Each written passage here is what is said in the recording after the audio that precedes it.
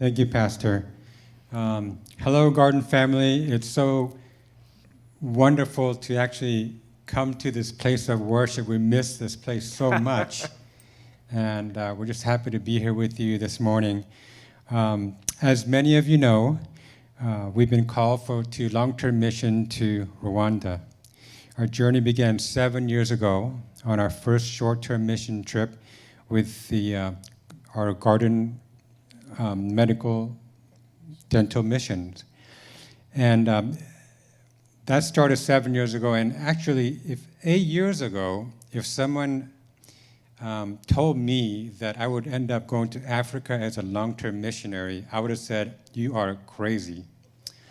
And on the other side, if I had told people 8 years ago that I was going to actually end up going on to Africa as a long-term missionary, they would have told me I was crazy.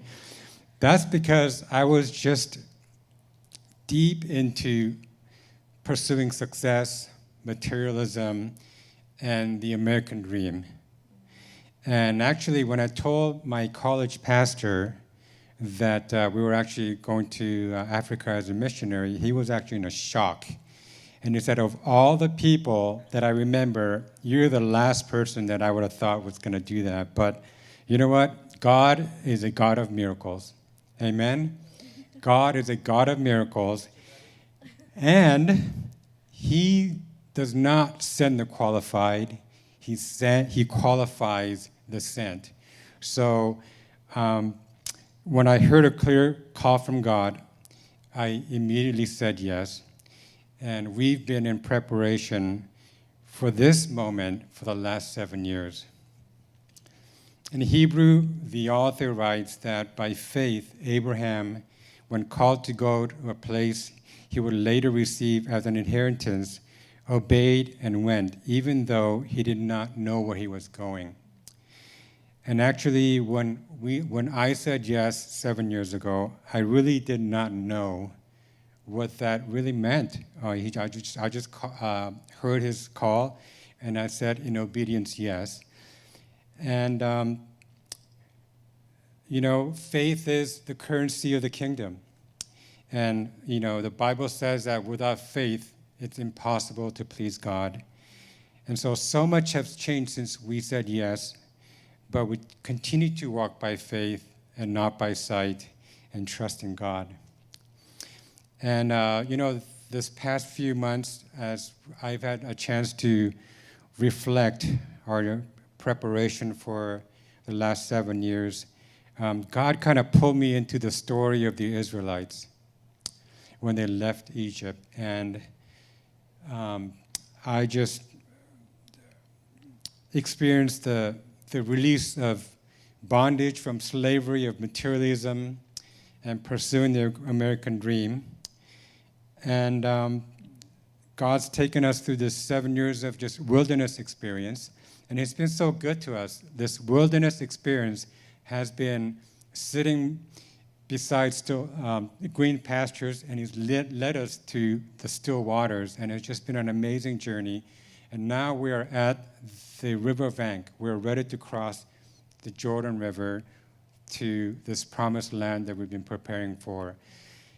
And as you know, when the Israelites did cross the river and took hold of the promised land, it wasn't given to them. There were battles to be fought. They have to be obedient to God's word. And I think our journey will be the same. I mean, once we get to Rwanda, it's going to be a challenge. There's going to be a lot of challenges ahead of us, but in faith, with obedience, I believe that God will just work through us to bless many people in Rwanda. And so I just want to thank all of you at the Garden family for your love and support and prayers. I know it came out really quick. And this coming Thursday, we're going to be going on a plane, a 38-hour journey this time, to start the new chapter of our life and the mission that God's prepared for us. Special thanks to Pastor David and Pastor Sharon for being with us from day one and our garden community. A special thank you to our HHOA team of volunteers that's been very, very supportive.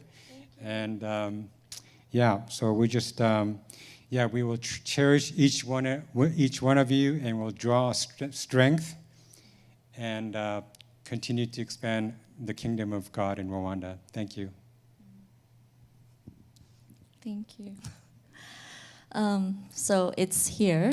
We're leaving on Thursday, and we've been packing like crazy, and the container has been sent, but it just still feels very surreal to me. I just don't feel it yet. I think I have to be there, living there, in order for me to really know the reality that's before us. So I also want to just share briefly how the journey has been. Last 7 years has been exciting and humbling journey for us. God has been shaping and equipping us. He has taken us through deep character and spiritual formation, teaching us what it means to take up your cross and follow Him. Surrendering has been a daily process for us, but by His grace, we are learning how to wait for His timing and let go of our control and trust Him in every single way. In both subtle and mind-blowing ways, we experience His goodness, provision, and love. Through it all, very tangibly, we learned that the mission is all about our Lord, His love, His plan, and His purpose, not about us. Through my personal journey of preparation, God showed me unless I learn to live with Him, not just for Him, I won't be able to bring Him glory. I went through many doubts and fears of inadequacy, but He shared His heart with me, how I am His beloved, and I could do no wrong in His eyes. Jesus was kind and gentle in every step, reassuring that it's not about what I can do, but what He is doing through me as I continue to abide in Him. I come to understand and appreciate God's grace on the cross more deeply during this journey, and His love that leaves 99 to find one. And He is asking me to go find that one with Him.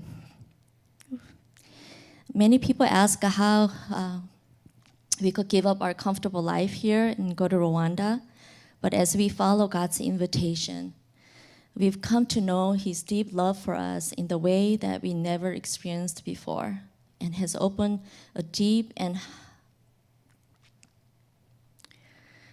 how providential His love is for all of us through His God's story. Oh, I think I skipped a little paragraph there. So,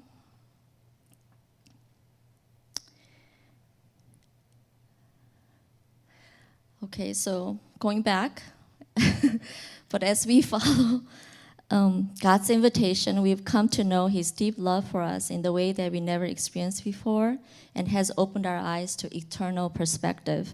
So we can definitely say we get to do this. What a privilege and honor. And you also get to do this with us. Not everyone is called to go to Africa physically, but everyone is called to invest in His kingdom. Our prayer is that as we serve together, we experience how grand, how powerful, how deep, and how providential His love is for us through God's story from Rwanda. And ultimately bring God to glory together as one body.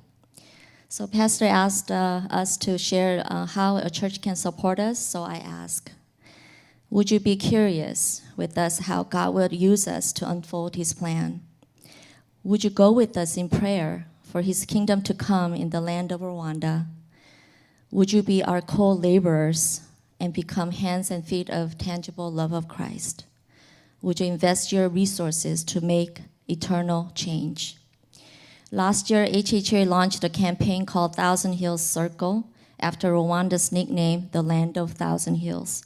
We desire to create a community where we could hold hands, pray together, and join resources to make God's vision come to life. It's like a special family name for His Sons in Africa. So how do you become part of HHO family? Go to www.hissonsonafrica.org, sign up to receive our newsletter, follow us on Facebook, Instagram, and share our post with your friends.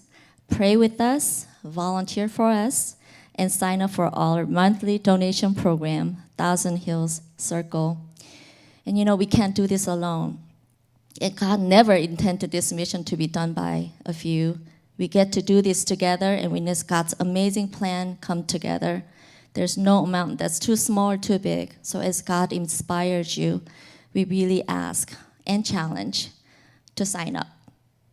That's good information. We praise God for you, the Garden family. We thank you from the bottom of our hearts for all the love and partnership throughout this 7-year journey and the journey ahead. We will miss you and we'll pray for our beloved church. Please come and visit. We would love to see you in Rwanda. Thank you.